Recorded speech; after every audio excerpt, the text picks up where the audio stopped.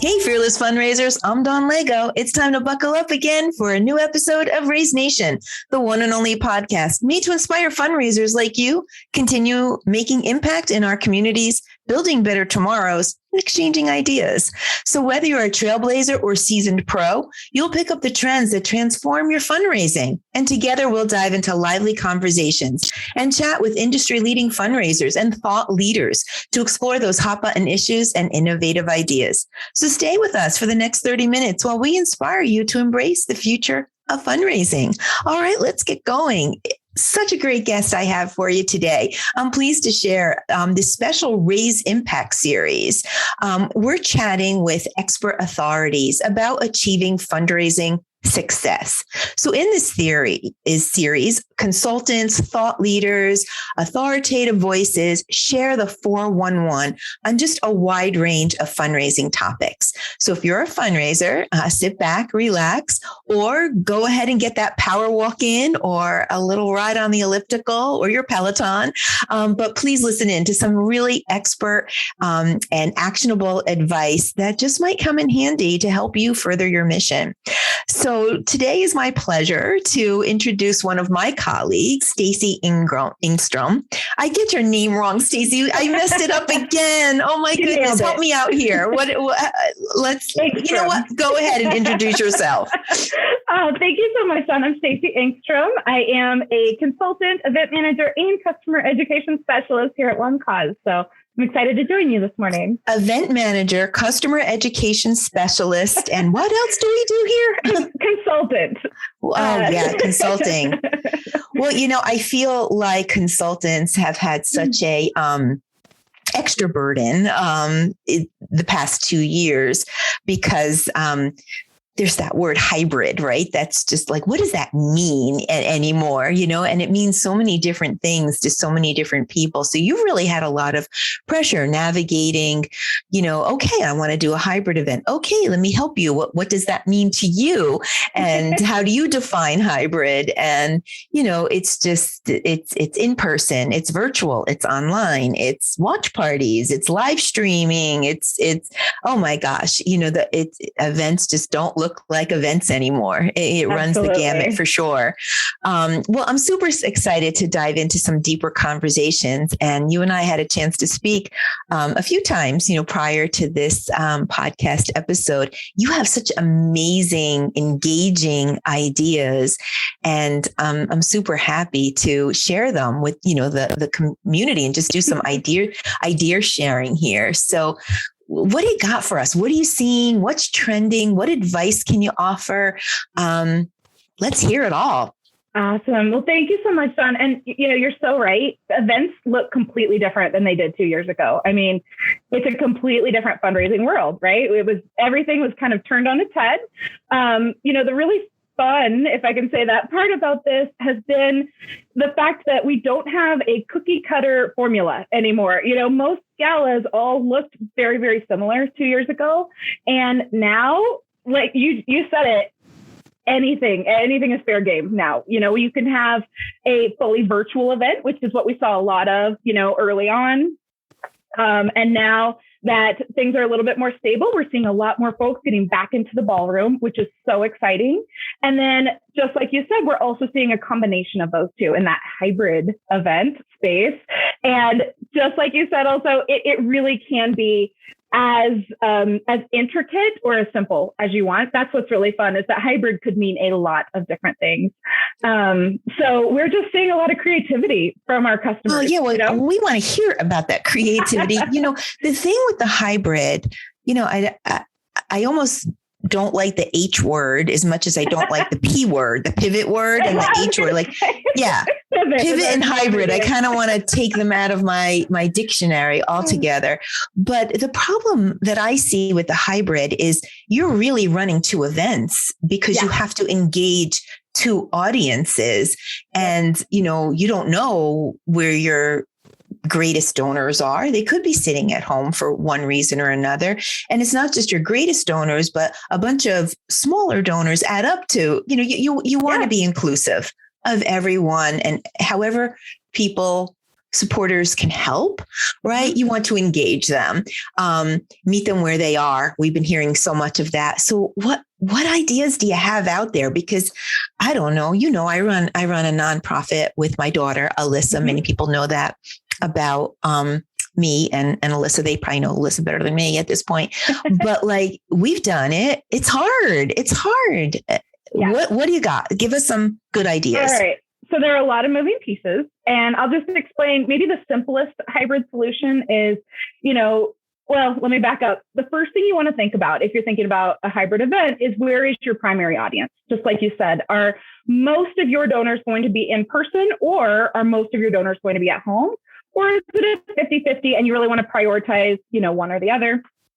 So as far as any hybrid, if you want to go simple, you could go with just a pre-recorded program for those at-home guests, and maybe really focus on auction. Maybe those at-home guests are really going to be driving up your silent auction and really participating with that. And then your, in-person element can really focus on the Fundany, the live auction, and more of the in-person elements. So you just really want to think about your audience, and don't take, just because you went to a different event with a different organization and it was hybrid, don't take that as the rule, because you really want to customize everything to what makes the most sense and what's going to, be the best for your audience. That being said, when you do have any hybrid event, we really want to make sure that those at-home guests are having a great experience. The in-person element is a little bit easier because everyone is there in person and mingling with each other. But at home, we really want to make sure that we bring those people into the event as well. We don't want it to be an afterthought. Yeah. And there are ways that you can do that, even if it is like a pre-recorded at-home thing. One of the things that I have seen, and this could be live or it could be pre-recorded. We have seen some really creative ways that people have pre-recorded elements from guests that aren't going to be there in person that makes it really interactive. One of the things that we've seen that I really love is, think similar to a kiss cam that you would see like at a sporting event. Cam. Yes. So maybe you have some folks that aren't going to be with you in person on event night, or maybe it's a watch party situation where you have a lot of different watch parties at home, and you can maybe take a part of your program in person and really highlight all of those at-home folks. So maybe the camera goes live to these watch parties so that everyone at the watch party says hello to everybody. Or maybe it's just, families watching at home, and you have somebody that is controlling maybe a Zoom webinar feed, and it's just saying, okay, everybody be ready, have your camera on if you want us to highlight you. And then it randomly selects some people at home just to wave to the at-home guests and say hi. So what is a watch party? A watch party? Oh, yeah. Yeah. What is that? Oh, my gosh. So a watch party, I don't want to say hybrid too much, but it's almost like a hybrid. Okay. So it would be sort of a small group. It's usually 10 or less folks that all gather at maybe one person's home, and they watch the virtual program all together as sort of a little mini group. And still they can participate. So it's like an event it's like an in-person event within an event. Exactly. Okay. So you have your venue here, and you have your 200, 300, 400 people here. And then you have these pockets of smaller groups here, and they're having their food and fun and whatnot. Oh, wow. It's a great way to maybe engage some supporters or donors or people that are saying, hey, what can I do? I can't come, but what can I do? Well, would you be comfortable hosting 12 people, at your home type thing? Exactly. Oh, that's cool. A lot of times it's somebody that maybe would have bought a table and isn't able to make it, or maybe they just are, they'd rather have the watch party at home for safety reasons. And so instead of buying that table, they pay for a watch party sponsorship. And sometimes that includes some, food and drinks being delivered the day before. And so everything is all set up for a tiny little party at home where everyone is having a lot of fun. And that's what I mean. There is no rule of thumb with these hybrid events. You can be as creative as you want. And then that's another revenue stream, another sponsorship opportunity. Exactly. Oh, great. And it's kind of like, the camera spans. Oh, I get it. The kiss cam. Yeah. I get it now. Like when you're at a sporting event and the Jumbotron, like, Exactly. I just watched a reel with like, Justin Bieber and somebody doing like a little dance, right? It's like cut to the audience kind of thing. It's just the audience is not there. Oh, I love that. Exactly. Okay, I got it. I got it. Wave and say hi, or like I said, some of these clips have been pre-recorded too, which is really fun also. So you make like a little montage ahead of time for everybody that couldn't make it there, and it's their chance just to say hi to everybody. It's a really great way to bring that at home experience in the room so that they're a little bit more connected. Okay. I like it. Kiss cam. Okay. Very good. All right. What else you got? These are good. What else you got for us? All right. So it's a similar concept, but it's something that maybe we see just during cocktail hour, for example. So you would have what we would call maybe a virtual cocktail hour. So while your in-person folks are all mingling and, saying hi to everybody, maybe you have a spot in the room with just a laptop, and we would recommend maybe a host also sitting there with the laptop that can pull folks over and say, hey, do you guys want to say hi to the folks at home? And then everybody at home is viewing and they can say hi and just kind of chit chat. It's a little bit more informal and less planned. But those people at home can say hi to the people at the event. And it's just really a nice way to just bring everyone together once again. Yeah. So, I mean, really, it's 2022. Technology is pretty easy. Easier. Right. So these options are available where you can bring the ballroom home and bring home into the ballroom just through a quick live stream feed. Okay. Yep. If you're looking for something like that, we would probably recommend like Zoom Webinar. Zoom Webinar is definitely the easiest, and it has the least amount of lag time for, that's something you definitely want to think about if you're having any type of virtual component whatsoever that's live. You want to think about that lag time. Zoom Webinar is the one that has almost zero, but there are a lot of other great options out there. Yeah. I was at an event and I got so excited. One thing, how you have all the different squares on Zoom, right? You have, right. Well, they somehow magically flashed to that. And I got to see my little square. I was so excited. You would think like, exactly. What was it? But it was nothing, but it made me so happy. Just, and as they flashed, I was like, oh, am I there? And I'm like looking for myself real fast. Exactly. And yeah. Okay. I'm kind of getting it. That's pretty cool. Sorry.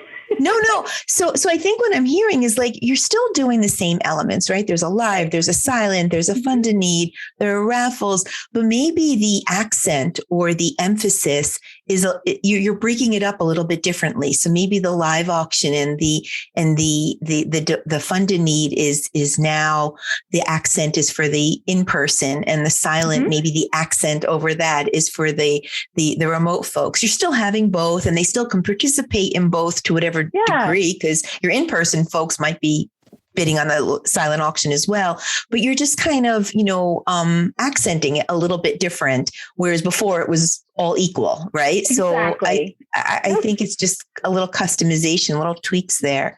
Very cool. All right. What else do you got? What are you seeing out there that's hot and trending and unique and clever? Yeah. So let's see. Let's talk about the virtual component. Okay. Whether it's all virtual or whether it's part of a hybrid event. One of the things that we really want to focus on with a virtual program is that engagement, right? We want to keep people engaged. We don't want them to get bored or, walk away from the screen or anything. We really want to keep that engagement up.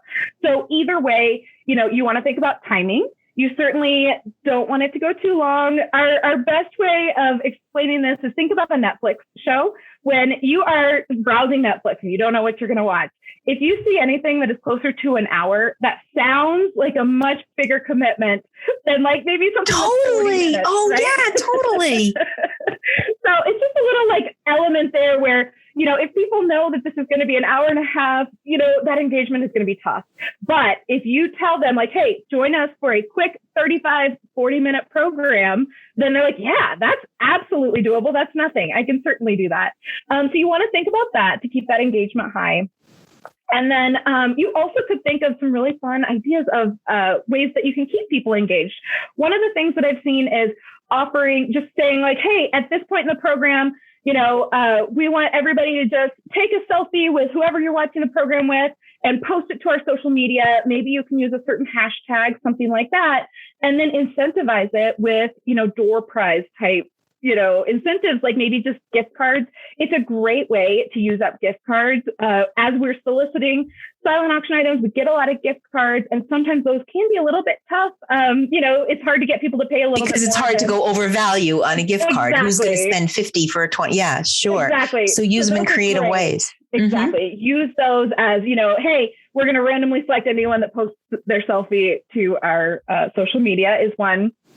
Another, this one is a little bit, it takes a little bit more planning, but I think it's a lot of fun. This was something that we saw on a mock event that our consulting team held, which is just sort of a practice event just to make sure everybody.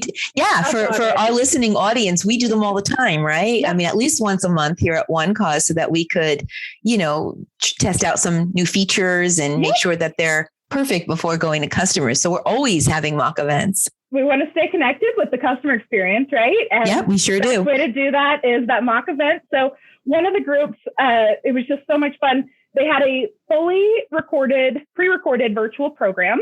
And what they told us at the very beginning was, all right, and this is a winter themed program. They said there will be a penguin making an appearance several times throughout the program. Keep track of how many times you see this penguin. And at the end, whoever guesses correctly or closest to it, gets a special shout out was really what it was. And even though it was just a shout out, we were all just really trying to count this penguin. It was I'm super competitive. I would have to count. Yeah. Oh yeah. Yes. That's so fun. A penguin. Being like 27 times or something. It was a lot. And he would just randomly show up like in the background at different sizes, at different points. But you were really watching that program. And it really can just be something as simple as that. You just think, what is going to keep everybody's attention? We want to just, we don't want to be boring. Super cool. Because I think that there's a, gamification is great, and I'm all for gamification.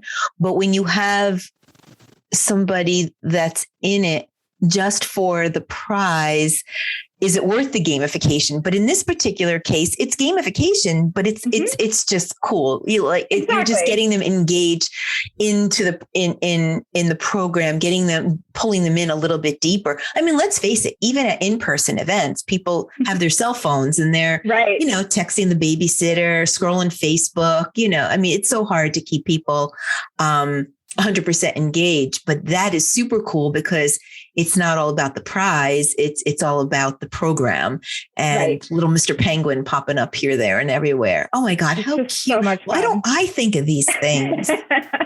Well, and all of the I'm going to steal that one. Can I steal that one? I have to steal that one. Absolutely. Okay. All of these also come from our customers too. It's our customers that are so creative, and we just, get these amazing ideas and pass them along with our consulting team just to make, other events even more fun.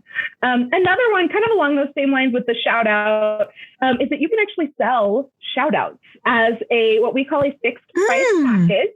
So in our system, the fixed price packages are anything just that sold as one fixed price, like a raffle ticket or a wine pull, anything like that. And you can create a fixed price package for anything, even like a $10 shout out. From our current mobile bidding platform, we have what we call ticker messages. So it's just a message that goes across the top of the screen. Normally it is used for, event notifications like, hey, the silent auction is closing soon. It's sort of normally used for communications like that. But I have seen some organizations use them as, hey, ahead of time, if you want to pay $10, we will say hi to somebody and put that on the ticker message across the screen. Oh my God, brilliant. I mean, that's just like, my daughter's yearbook or like the football program, right? They sell shout outs. Of course, I bought a shout out more times than I want to admit. But yeah, I mean, take that same concept. Again, why can't I think of these things? I love things like that are really just pure profit also. Yeah. There isn't any solicitation needed. There isn't any out-of-pocket costs. It really is just a pure profit, item that you can sell. And everybody really gets a kick out of it. It also increases engagement if people are really looking for their name on the screen. Yeah, I love that. Oh my gosh. Do you have more? What else do you have for us? Yes. All right. So you do. Goody. Speaking of, those pure profit, ways that you can enhance your revenue.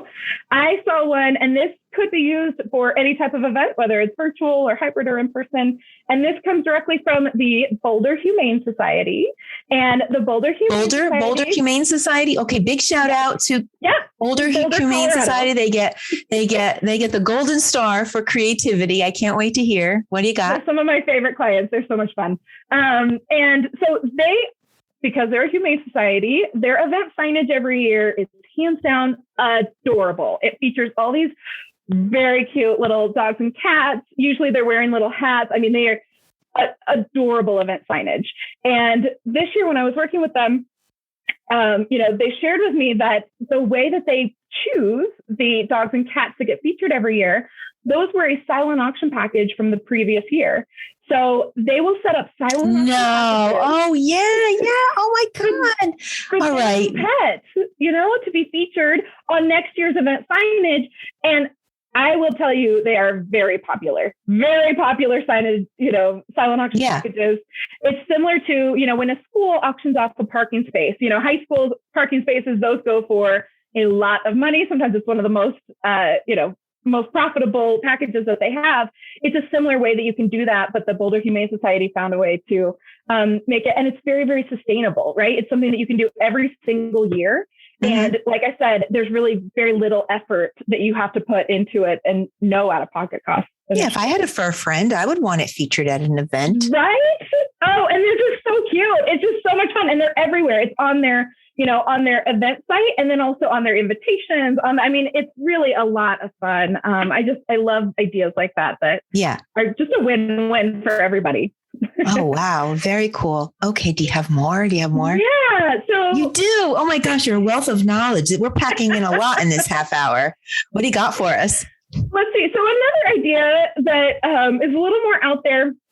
One of the things that we've heard some organizations say is we've done our virtual fundraiser. We want to just do something a little bit different this year. Everybody needs just a fresh take on an event.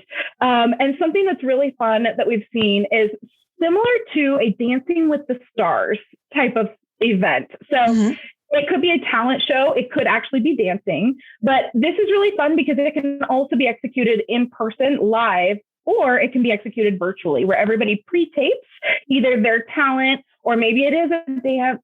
And then what you do is you could set up a separate donation package for each participant.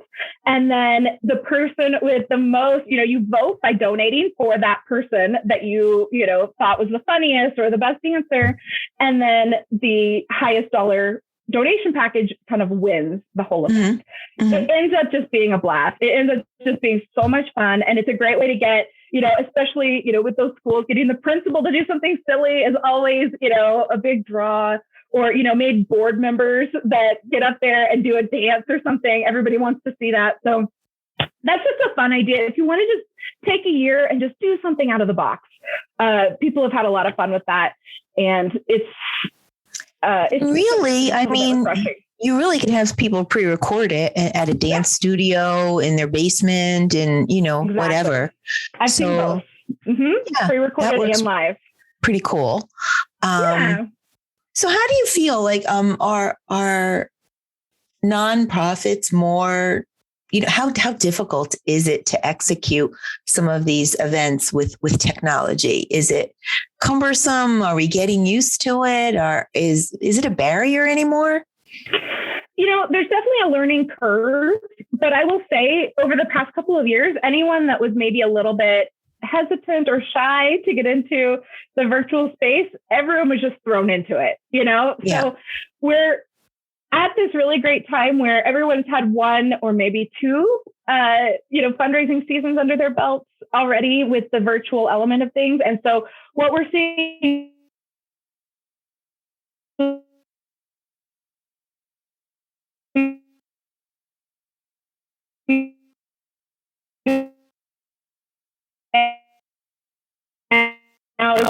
and then on top of the rest of our team is fantastic. So the consultants are really great because they are really there to help you strategize your event, make sure that you're using your software to its full potential. And then if you happen to also have on-site staff coming, the other job of the consultant is to make sure that they have a full detailed plan for that on-site team, and that on-site team will know exactly what to do as soon as they get on site because of your conversations with your consultant. Sure. It becomes an extension of their team, really. Exactly. Yep. Yeah, that's how we look at it for sure. And then the other part is, I'm also on the customer education team. And, with customer education, we really want to take the education, the learning part of the software off of the consultants and into what we call One Cause University. So we offer live trainings every single week. We also offer all of those trainings on demand. And then we also have a lot of sort of what we call micro courses that are more self-guided. So if there's something you want to learn about, ticketing, for example, you can just go in and just take this little self-guided ticketing course before you get your ticket set up. And it ends up saving you a lot of time in the end. What we hear sometimes is, I'm a fundraiser, I wear so many hats, I don't have time to sit down and take these classes. But then what we hear from the folks that do is, wow, that actually saves me a lot of time. 25, 30 minutes up front. You know how many webinars I register for and really intend to, and then I regret it if I don't intend, but I just get busy. That's why I love our podcast, right? Because it's anywhere, anytime, multi-channel, bring your kids to soccer practice and listen in and get some great advice, from people like you. So talk to me about contactless registration. Is it taking over the world? I mean, is that what we're looking at? Yeah. Okay. It really is. What's interesting about contactless is I was seeing supporters asking for contactless pre-COVID. So what I would see sometimes at registration, this is, again, pre-COVID, so we were fully ready, be like, hey, hand me your card. What credit card would you like on file tonight? And I was seeing an increase of supporters going, can I enter it myself? Just because people are more aware and a little bit more savvy about who they hand their credit card to. Swipers, sometimes people get a little bit, nervous about. And so we would always say, like, yeah, absolutely. You can always enter your own card. It's extra equipment and extra something to go wrong. So contactless is not a residual effect from COVID. I really don't think so. Yeah. It's just a good practice. Yeah. It just fast forwarded a little bit and made us get there a little bit sooner than I think we would have otherwise. But it was something we were absolutely seeing way before COVID anyway. So yeah, I mean, and I know it's been a hard couple of years and we don't want to keep harping on it and beating a dead horse, but there are some positives. I mean, I think it's fair to say, but tell me your thoughts. Like, you really can cast a much wider net with just a little planning, leaning on maybe your consultant at One Cause, if you are a One Cause customer, and maybe just a little dash of creativity. You can have this hybrid event, however you define hybrid, but yet cast a much wider net. Is that fair? Oh, that I think is one of the biggest things that we've seen that is, could be seen as a real big positive is, with an in-person event in the traditional sense, only people local can go, right? It's rare that, aunts, uncles, family friends that live out of state, it's rare that they would travel in, to go to this gala. And now with the virtual element, you can really from anywhere, you can be bidding on the silent auction. If you're going to stream your virtual program or just show the pre-recorded program, they can now participate in something that they were never really considering before because they didn't live nearby. And so, that's a huge, huge, huge win, I think. It's just casting that wide net. Yeah. Well, I mean, even my mom, she was a little bit resistant to a cell phone, and I have her on my plan, and I got her a cell phone. I don't want my mom and dad driving around without a cell phone, God forbid something happens. And she resisted that. But of course, when COVID hit and quarantine happened, that was her only way to communicate with her grandchildren, by text and photos. Right. So she learned her smartphone real fast. Exactly. So I think it almost transcends any generation. And with that said, with texting, there's opportunities there too. Do you recommend leveraging, a texting database? And does everybody get the same message, or do you do some targeting there? Yeah, that's a really, really great point. So one of the things that you can do, especially if you've got the hybrid event, is make sure that your data is really nice and clean so that you are noting who is going to be in person and who will be attending virtually. That is one of the biggest things. So it's just another column. So Mr. and Mrs., first name, last name, blah, blah, blah, all your data points. But, I for in-person and V. Okay. So make sure you got that clean. All right. Yep. I'm with you. If you happen to be using our software, there's even just a checkbox, that says attendee or non. An attendee in our system means that they will be in person. And then if not, then they still have a supporter record. They just don't have that checkbox. Okay. But then you can filter your text messages and your messaging. So what's really great is that the in-person guest would maybe need a text that says something like, hey, this dinner is about to be served. Please take your seats. We don't need to send that out. You don't want that to go to, right? Yeah. But something like, hey, the silent auction will be closing soon, get those final bids in now. That is a great one that could go to everybody, And then there's other ones that maybe are more appropriate just to go to the at-home folks. So that's a really great kind of hard to do on the fly, all that thinking, right? It's hard to just put a text message out to begin with, let alone think about, is there a way to schedule them or that's like a lot of thinking for me? Absolutely. We always, obviously you can send messages around on the fly. That's definitely possible if you need to. But what we always advise is thinking about these messages ahead of time. And we actually have some resources too for suggested text messages. You can check those out, but absolutely get them in the system early so that you can proofread them and really just, have the wording the way you want so that you're not under pressure while you're typing it in. And then you can schedule them if you want to, or you can just send them out on the fly. It's totally up to you. There's a lot of flexibility around messaging with our system. Oh, good. That's good to know. So maybe all of the ones that are like in the box canned, are going to happen, get those all in there, proofread, scheduled, then just have a point person that's just doing some fun things, on the fly. So that works out really well. And I love the fact that you mentioned, resources. There's just, on my side of the house, content wise, you mentioned a hashtag earlier. So Ephraim Gopin is a wonderful collaborative partner with us. And he has an ebook on onecause.com that talks about hashtag and making sure that you research it. I think the ebook is called like the do's and don'ts or social media for nonprofits. But it's all the, W questions, the who, what, why, where, and how. And he talks about making sure you research your hashtag and getting a hashtag that's appropriate for you and maybe not making any errors there, which could be a little bit dramatic. With another group using the same hashtag. That's such a great idea. That's so really download the ebooks, right? They're free. But talk to me about, we call it One Cause University, right? And you're part of customer education. What other resources are out there and available? So like I mentioned, we have the live trainings, and then all of those live trainings are available on demand. What's really great though, is once you go to the first time you go to One Cause University, it will ask, which platform are you using? Because we have a lot of different options.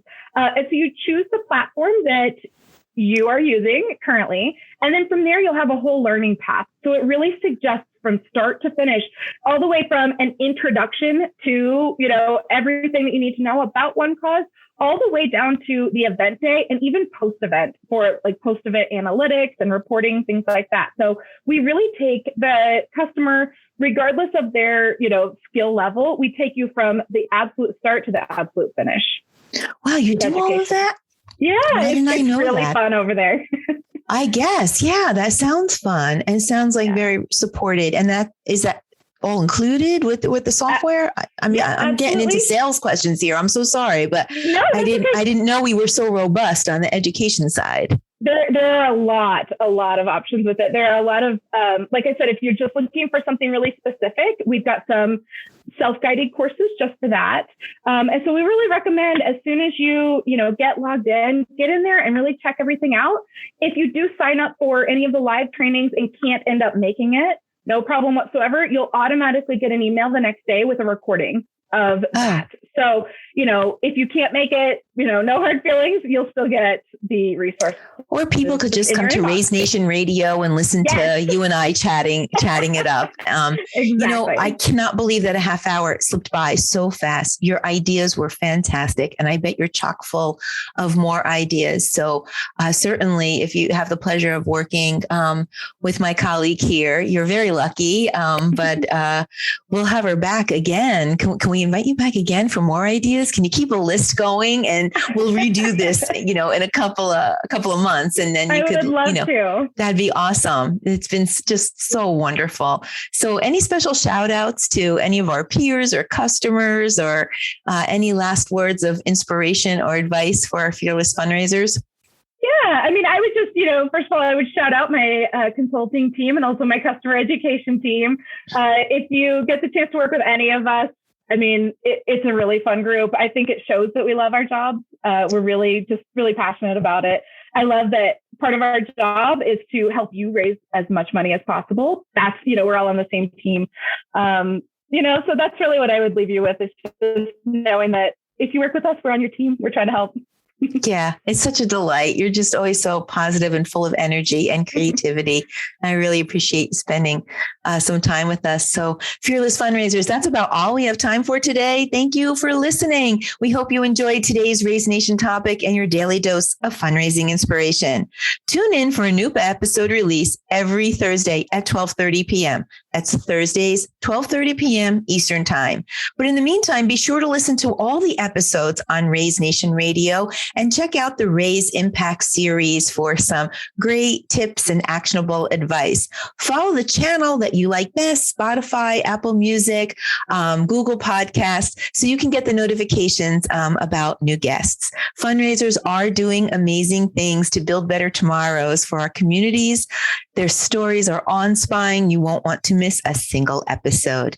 I would like to thank our sponsor, One Cause, for making this episode possible. One Cause is driving the future of fundraising with easy-to-use software solutions that help nonprofits connect with their donors. And you heard it here today. It's all about that engagement. Be sure to check us out at onecause.com and visit the resource tab on our homepage for a broad catalog of ebooks that you'll find helpful. A huge shout out to and great thanks to my guest, Stacy, for sharing that expert advice, that authentic voice, and just great fundraising conversation. Thank you. Thank you so much for being with us today, Stacy. Thanks for having me, Dawn. So thank you again so much for this time. That is a wrap. And until our next episode, I'm Dawn Lego, and this is Raise Nation Radio. Stay fearless out there.